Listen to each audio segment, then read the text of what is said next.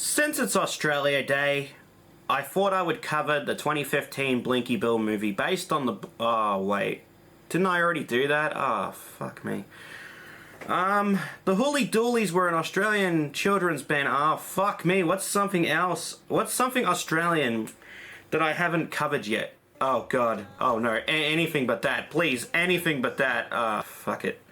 Anyways, let's talk about Bananas in Pajamas. Let's talk about two bananas who wear pajamas, who originally started off as a song in 1969 written by Carey Blyton, nephew of the famous author Edmund Blyton. Eventually, the song would find its way on the Australian version of the preschool show Play School as an animation that depicted a pair of bananas in blue and white striped pajamas. This would eventually lead to a banana plush toy being created as a part of the toy cast, which would form the basis for the physical appearance of B1 and B2. However, on July 20th, 1992, a television series based on the song would start, being created by Helena Harris, who would also go on to create High Five and whatever the fuck this is.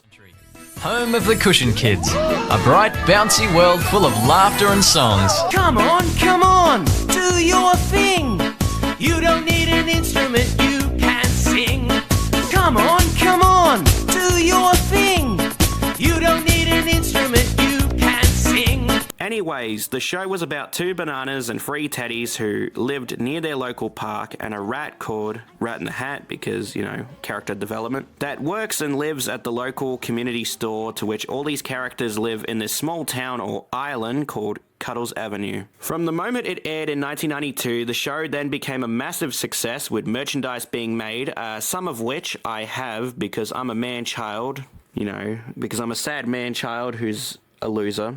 Man, I feel like the paparazzi that killed Princess Diana, bro. And as a result of all this, the bananas would appear at the 2000 Sydney Olympics. On December 14th, 2001, the show would end after a grand total of 6 seasons and 304 episodes. After the original run, the show would re-ran until mid-2010 when ABC for Kids announced that a new series of the Bananas in Pajamas would be made, to which 8-year-old me at the time, even back then, thought that this could be two things. A new series of the show with actors, again in updated versions of the costumes, much like the original series, or the latter being a shitty CGI cartoon remake with added new characters and a song or two every episode, to which the latter was eventually made and would air on May 2nd, 2011, the day after both Osama bin Laden was killed and the new ABC for Kids rebrand was launched. Produced by Southern Star Group, now named Roll Australia, whose children's programs included the likes of the 2009 version of High Five, The Adventures of Bottletop Bill and his best friend Corgi, Tracy McBean, Magic Mountain,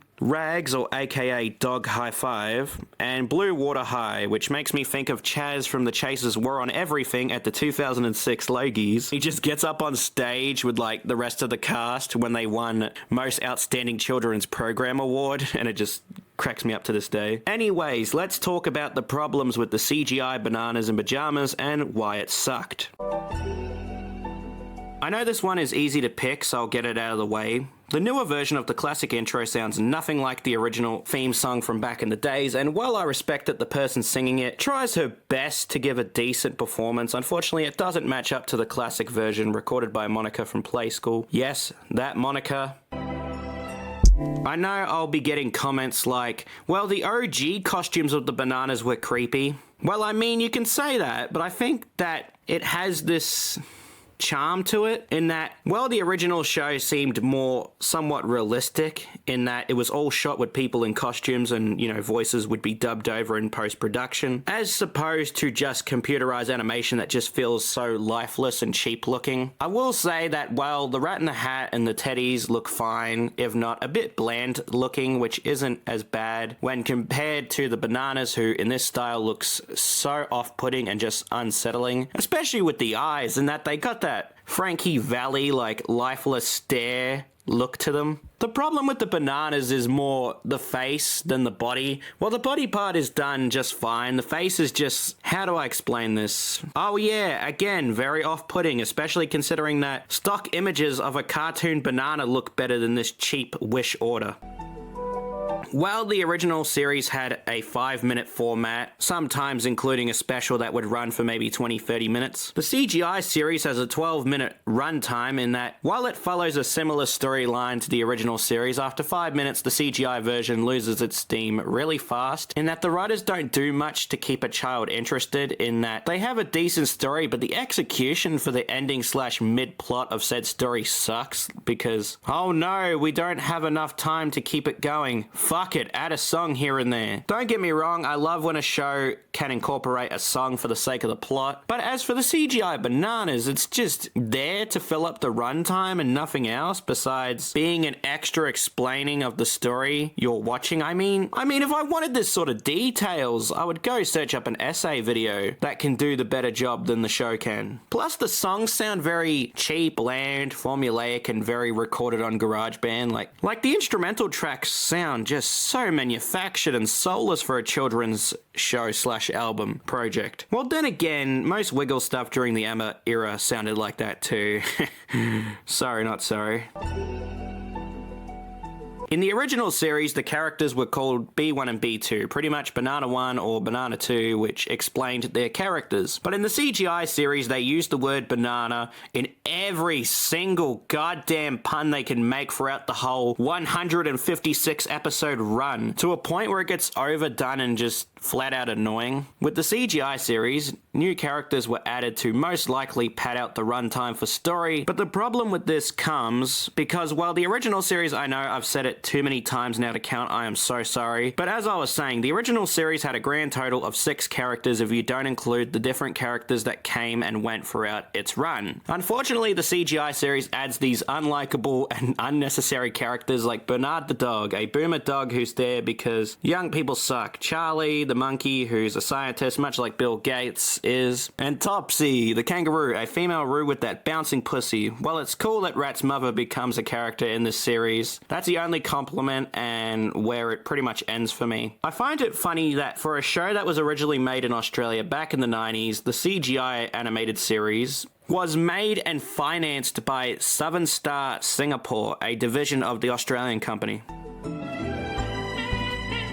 One thing I give this series props on is that they brought back the original Rat voice, aka the voice I grew up hearing and still hear when thinking of scummy politicians who try to be hip with the fellow youngsters. While it's cool to hear that iconic voice, you can tell the actor hasn't done the voice in a while because it sounds as that he is struggling to figure out the character's vocal cadence. Also, the voice, when he does it, sounds pretty aged and not in a good way either. Like, here's an example. You're playing with yo-yos again? Oh no. Besides that, that's the only pro I've had from watching a grand total of 10 episodes in a row.